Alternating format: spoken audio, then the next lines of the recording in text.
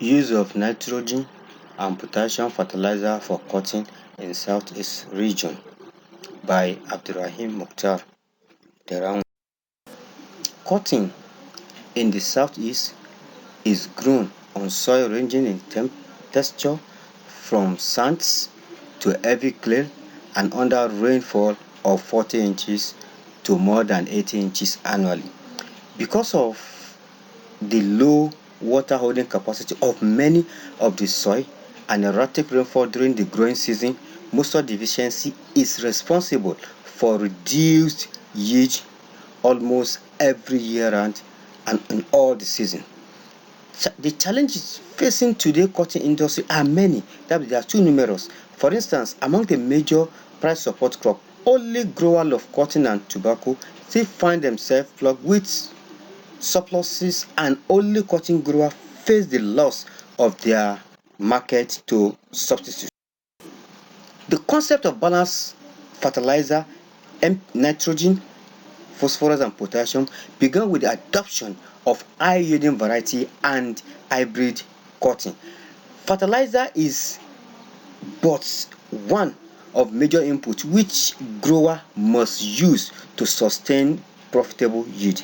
Fertilizer is unique, however, in two different ways. That's number one, is that it has a considerable effect in producing profit, and secondly, its cost has remained steady without inflation.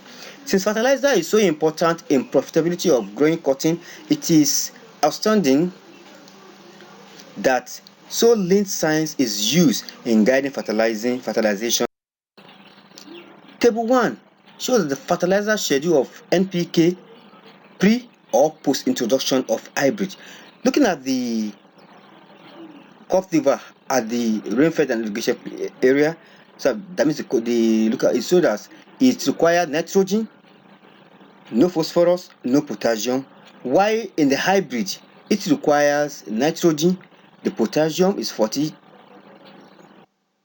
the phosphorus is 40 to 45 centimeter, while likewise the potassium also increases in the hybrid one, unlike in the cultivar, the local one that does not have it. Then the table 2 is showing us that the nitrogen and potassium application rates evaluated at two different locations in Texas. That means this is a table copied from the net to explain better on the requirement of nitrogen and phosphorus and potassium in cotton plants.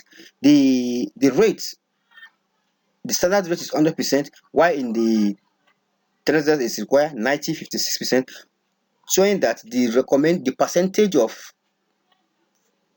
nitrogen and potassium required varies based on the location and different. Then we have nitrogen fertilizer. The key fertilizer used in cotton production are nitrogen, phosphorus and potassium. Deficiency are rare in other nutrients such as the copper, boron, magnesium, calcium, sulfur, magnesium, manganese, iron, zinc, cobalt and molybdenum. Nitrogen is the most heavily applied and one of the most expensive nutrients used for cotton production. It is also the most difficult to properly manage because of its reactivity and mobility in soil environment. Nitrogen is main nutrient by mass but limit plant growth if the soil supply with. The total uptake of nitrogen by cotton varies, such as factors as nitrogen and moisture available. That means it varies based on location and based on the nutrient available in the soil. There are concerns about nitrogen fertilizer use efficiency in the cotton industry and the potential for off-site impact. Nitrogen is above ground crop increase when nitrogen was increased with or without. Then we have potassium fertilizer. Potassium is an especially important nutrient in cotton production. It reduces the incidence and severity with wilt disease, increase water use efficiency, and effective fiber property like macronia, length, and strength. This figure 1 shows the percentage of total potassium uptake, and we have the days here. So it shows that it rise from 50, 75, 90, 120 to 150 days. So the percentage of the uptake is 25, 50, 70 and 65 days. So it shows that the dry matter, how the dry matter continue rising, then when you get your 120 days, it has to decline down. Then in the nitrogen, it continue to rise. Then you have the potassium just continue rising without declining, though it moves on, and except the dry matter that by from 120 it declines. Well, most upland soil in the southeast are low in total potassium and are usually low in available potassium if they have not received rather large application. Then we have nitrogen and potassium fertilizer used in cotton. Inadequate nitrogen reduces the number of fruiting sites and potassium yield, whereas excessive N can create rank growth, actually low yield, and quality, delay maturity, increase problem with disease, insect and defoliation, and pollute ground and surface water. The risk of nitrogen runoff and leaching loss is greater in early in the irrigation season when the crop is small. The potential of losses is minimized when the fertilizer is applied closely to sowing, that means during August and September rather than earlier.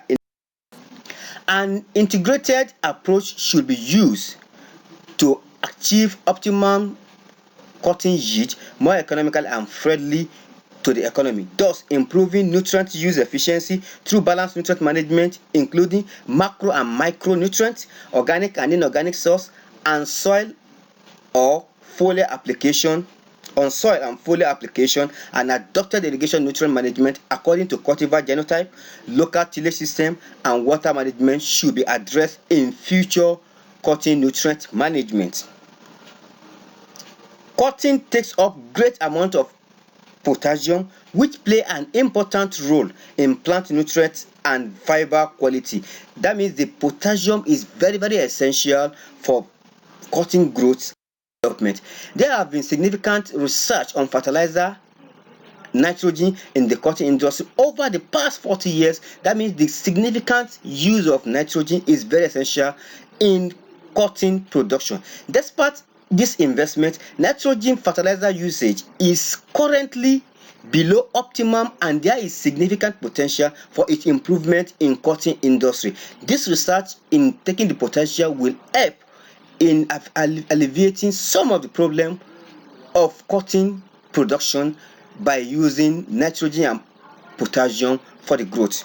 It will also help the farmer to standardize what they are doing and to improve their output in terms of the yield and the performance of the cotton through using the nitrogen and potassium.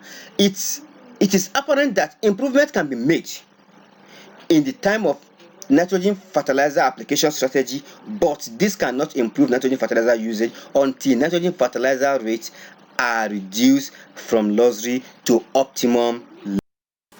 Potassium application is a key practice for cotton grown in narrow row system. Cotton uptake high amount of potassium that can be affected by low soil potassium availability due to no application or low water content in the soil. High potassium rate applied to cotton in a row system grown as second crop after soybeans sustain high yield and fiber.